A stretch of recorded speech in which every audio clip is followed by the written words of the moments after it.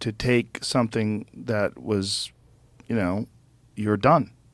And you're like, nope, it's not it. It's not done. It's not done. It's never done until you think it's great. Like it's. I had an experience happen a few months ago where we were living in a new house we bought in a little town in Texas. And we were asleep, and we'd just moved in. We'd bought the house maybe a year before, and we had some work done on it, and we were excited to stay in it. And we stayed in it, and it was the end of the first week of staying there. And in the middle of the night, my wife, I'm sleeping. My wife is sleeping. We're all sleeping. My son sleeps in bed with us. He's 5 years old. My wife wakes up, grabs Ra. My son's name is Ra. And screams fire and runs out of the room. And we're on the second floor. And I'm thinking, she's got this. All good. I'm going back to sleep. And I went back to sleep. And that was my first mistake.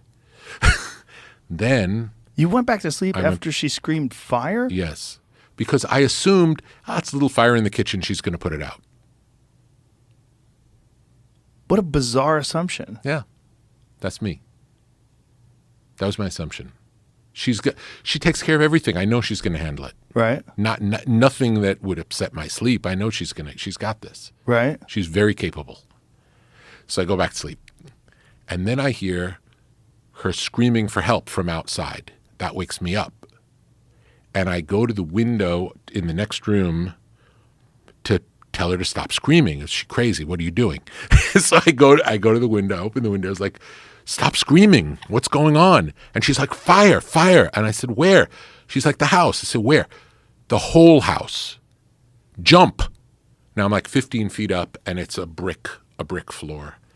And I still don't really understand the severity, although I do hear her excitement. So I think, okay, I'm going to find a way out. I'm not going to jump. I'm going to find a way out. Another bad call on my part.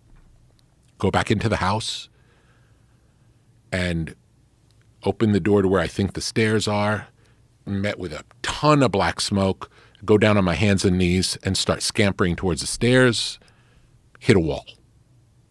Start scampering around the wall. I'm just moving around, running into walls. And I'm not able to breathe. Like I'm getting to the point quickly, very quickly. This happens very fast. Getting lightheaded, can't breathe, have no idea where I am in the house, can't get back to the window I was at, can't find the stairs, and everywhere I crawl to find the stairs, I'm hitting a wall.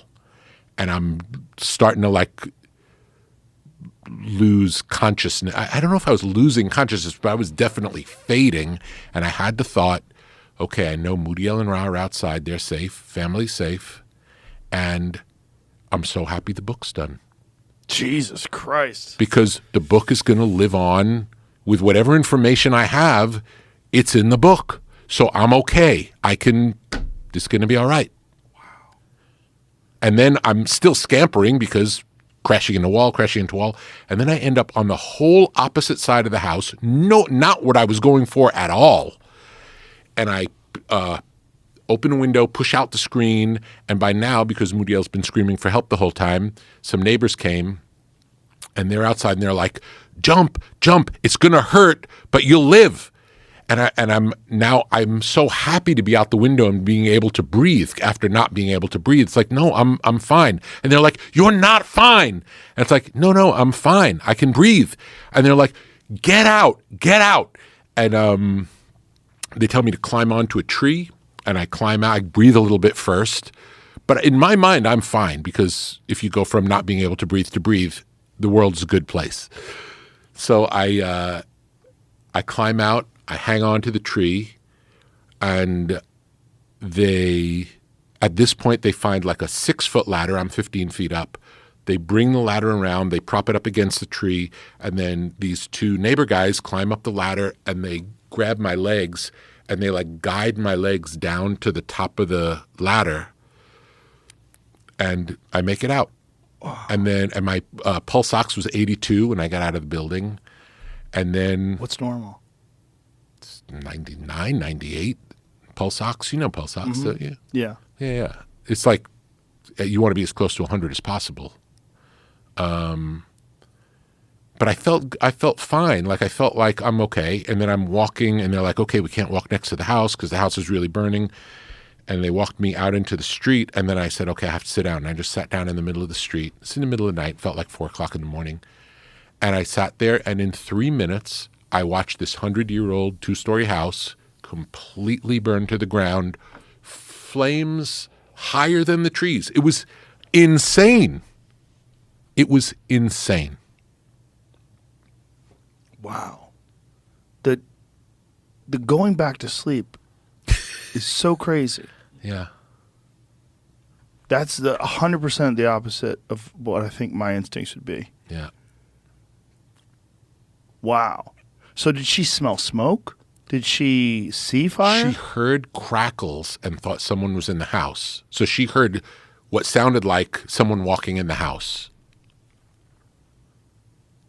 So she went down to check, and she saw the fire, and then came up to get Ra and scream at me to get out, and I went back to sleep. Jesus Christ. Whew.